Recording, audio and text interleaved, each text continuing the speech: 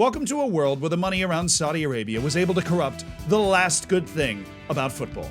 Welcome to Wrexham. I wanted to find out how good that billion-dollar spending spree actually made the Saudi League, so we have taken Wrexham and we've put them in Saudi Arabia, but that's not all. We've also reversed it. We've taken the worst team in the Saudi League and put them in League 2. And just for funsies, we've taken the best team in Saudi Arabia and put them in the Premier League, and then we've also taken Man City and put them in Saudi Arabia. Just to be fair, we wanted to see what would happen. These are 4 different databases on Football Manager, and we are going to simulate all 4 of them forward a year to see if maybe Wrexham wins the Saudi League, maybe they get relegated out of it. Does the Saudi team even win a match, or do they get into Europe? And how much did the Saudi League have to spend to get the entire Manchester City team over there? I shudder to think. Now, the Mad Scientist FM might actually have the answer for you. They helped me set up this database, and they're here to explain it to you. So, to make sure all the players meet the registration rules in the new nations, we had to give all the Saudi Arabian players English as second nationality, and the opposite way around with Man City and Wrexham. We also had to give the spot in the Champions League to Al Ittihad, and to make sure all these teams will compete in domestic cup tournaments, we have also set them all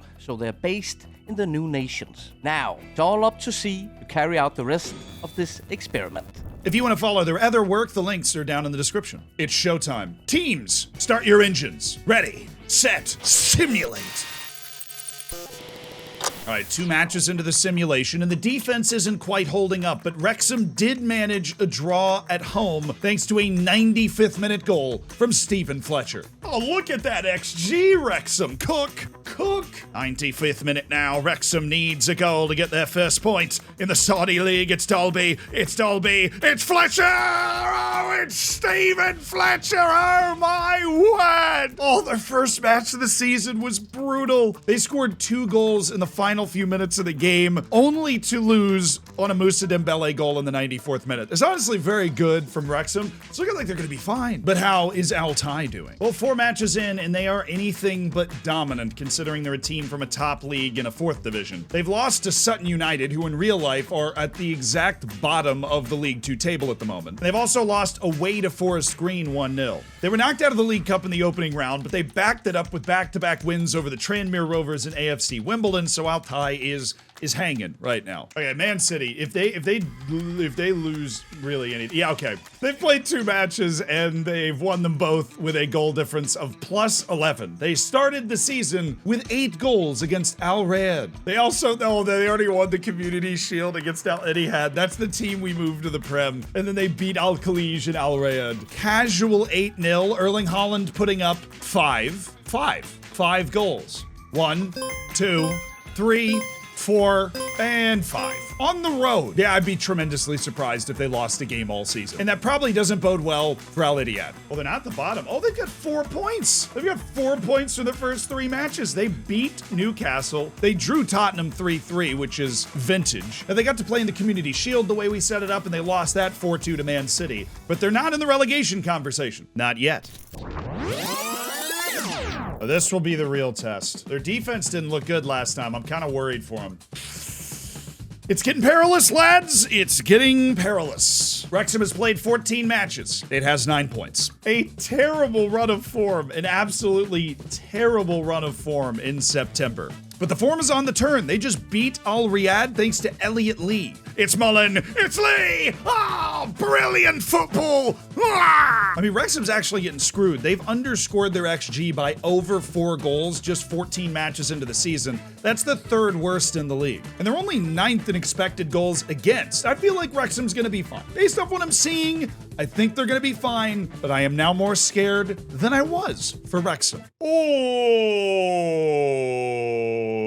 Okay. Altai, on the other hand, is having quite a wonderful time. They have 42 points from 19 matches. After that slow start, they've only lost 1 match in League 2 since. And they've also used their serious amount of money to make a lot of additions to their team. They loaned in Tom Cannon from Leicester, Jake Garrett from Blackburn, and they splashed nearly $500,000 on players like Jake Vokins, Antoine Hackford, and Connor McAvoy. Perhaps we shouldn't be surprised. After all, they are in a top league with a ton of money, but they've managed to pull themselves to the top of League 2. Meanwhile, well, there's 65 plus 65 goal difference in 15 matches. 15. Erling Haaland has 28 goals. He has an average rating of 8.74. They have played only one goal match, a home win over Al Hilal, and they haven't been within 2 goals of anybody since Al Ettifaq on the 21st of October. It's the 30th of November. And perhaps most impressively, they have conceded 2 league goals all season. But Al Ittihad's actually, they're treading water. They're treading water better than I thought they would, to be perfectly honest with you. They're playing in the Champions League, and after 5 group stage matches, they are still in with a chance to go through, but it looks like maybe Europa League or maybe nothing. But things are starting to fall apart for them. They've won just 1 Premier League match since the start of October, and that was a 5-4 win at home against bottom of the league Everton. And because England, they're about to have to play about 47 matches in December. Now we're getting into the heart of the season. Forward to January. Oh no, they haven't gotten a point. They haven't gotten a point since we last looked. See, I thought things were looking up. Apparently, it's just very hard to defend against all these high-paid attackers because they're just conceding a bunch of goals. You know who they need in defense? Bootlegger. They gotta get him out there. My spidey senses tell me this is gonna get tasty, baby. They're only 4 points from safety, and they have a better goal difference than 2 teams that are currently out of the relegation zone, so I'm not ready to count them out. But this is certainly a bad stretch of the season for our boys in Wrexham. Checking on Altai, it's not a runaway. They have 21 wins in 31 matches, but they're certainly nowhere near as dominant as Manchester City is in the Saudi League. Their defense is actually pretty leaky. They're just scoring so many goals that they're managing to survive. They're second in the league with 70 goals scored, and their top goal scorer is actually the kid from Leicester that they managed to loan in, Tom Cannon. Yeah, nothing's changed. He has 34 goals now. 34! Average rating is still exactly 8.74. Casual plus 82 goal difference there. But it's time to check on Al Ittihad. They were starting to struggle. Let's see if it's spiraled. And it hasn't, really. They're pulling off a pretty Crystal Palace-esque season. They won their final Champions League group stage match, which means they are in the Europa League knockouts and finished ahead of Marseille. But they seem to have mastered the art of being an average lower mid-table team. Pull off a couple of gutsy draws against big clubs like Arsenal and Tottenham, scrap some wins against some bad teams like Luton, and just generally do enough to stay up. But now it's do or die time for Wrexham. We're headed to the end of March. Dude, I don't know. They don't have a point since, like, the first half of the season. They've fallen off a cliff. I don't know what I expected. I mean, we took a team from the 4th division and put them in a top division that just spent $1 billion.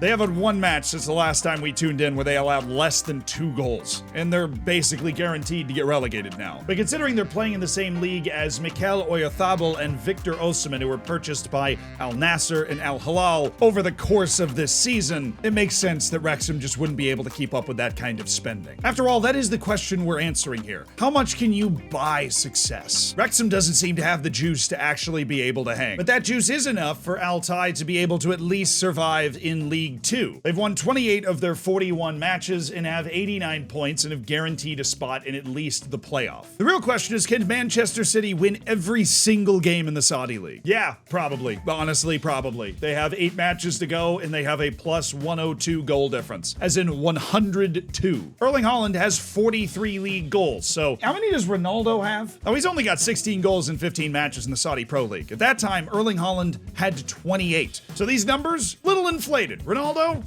Sorry, bud. Checking in on the Saudi champions, they have battled their way up to 9th, which is the king of the losers. They're the best team in the table with a negative goal difference. They managed to scrape by Red Star 3-2 on aggregate in the Europa League before losing in the round of 16 2-1 to Juventus. And they also mustered a stunning 3-2 home win against Liverpool. But then you go and lose to Nottingham Forest, and that's how you end up in the middle of the table. Yo, they made so many transfers to pull this off. They bought Kjaergaard from Salzburg, Sekou Mara from Southampton, they bought Aymar from Osasuna, Andre Franco from Porto, they loaned Cedric from Arsenal, Toby Adeyemo from Watford, Lucas Gorna-Duath from Salzburg, they loaned Mario Hermoso and Michael Keane, they even signed Joel Matip. So yes, they've managed to get to 9th in the table, but they've had a lot of help from their bank account.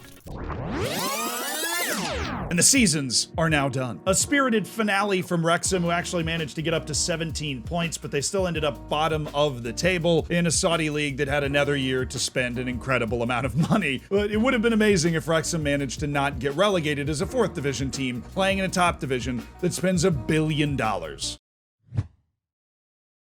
looking like they're going to be fine. And while it would have been a national embarrassment for the Saudi League if this hadn't happened, Altai did manage to win in League 2. They won 30 of their 46 matches, put together 96 points, and won the league comfortably in the end. They did, however, bottle the 100-point season by only winning one of their last 4 matches. Come on. I know they did it. I know they won every match. Of course they did. No, they drew one! They drew Altai! They drew the worst team! Complacency in Football Manager is the enemy. They had 100 points in a 34-match season, and they had 134 positive goal difference. Erling Haaland scored 59 goals, but they drew Altai. The complacency in Football Manager, it never rests, and it will eventually get you every time. But this is an alarmingly, destructively impressive amount of dominance over the Saudi League. The next closest team was Al Nassr and Ronaldo at 73 points on the season, winning just 23 matches. Manchester City won 33. And Al Ittihad's final finish, 11th.